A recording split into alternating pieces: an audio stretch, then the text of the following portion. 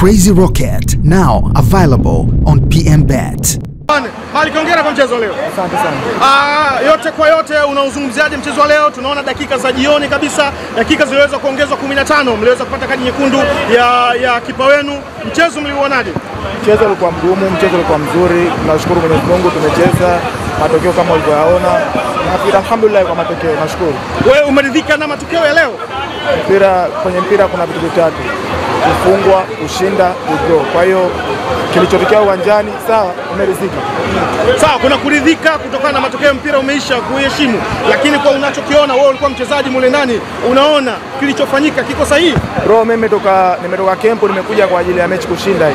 Kwa hiyo kilichotokea uwanjani, unatakiwa mchezaji, nimekwambia hapa kuna matokeo matatu: kushinda, kudraw na kufungwa. Kwa hiyo kimpira mimi nimeridhika. Yeah. Tunaona matukio mengi aliweza kutokea kipindi cha kwanza, kipindi cha pili. Ile penalti ya Shomari Kapombe, wewe kama ni beki, tunaona mipira mingi sana uliweza kuiokoa kutoka kipindi cha kwanza mpaka kipindi cha pili. Ile ilikuwa kwa jicho lako, ilikuwa ni penalti kweli? Swala hilo la refa sio swala langu. Mimi nimecheza kama ilivyo.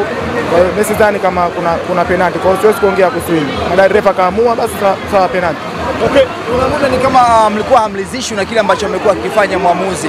Kwenu nadhani shida ilikuwa wapi leo? Mimi nafikiri, kama narejea tena kusema, tumetoka kempu kwa ajili ya dhumuni ya mechi kushinda. Kwa hiyo hatuwezi kuridhika kufungwa. Iko hivyo. Ni wazi kama mwamuzi alitoa mchezoni kwa nini ambapo mnaona nyewe kwenye pitch? Hajatoa mchezoni kwa sababu sisi tumekuja lengo letu moja, tukushinda. Na tulikuwa tushajipanga namna hiyo kwamba yani tumekuja au tuko ugenini, kwa hiyo chochote inaweza kutokezea. Hapana, mwalimu alituita kututuliza, tumetulia na tumeenda sawa. Nini ambacho aliwaambia mwalimu?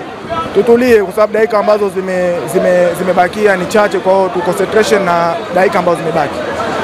Kwenye msimamo wa ligi nafasi yenu sio nzuri, Maliki. Hii kuelekea msimu kuisha, najua nani kwa mchezo leo kuweza kupoteza? Mechi zilizobaki ni chache sana. Katika ligi hii ni ligi ngumu, kwa hiyo sasa kila mechi ukipoteza alama 3 upate hata moja. Kwa kupoteza lazima tupanguke.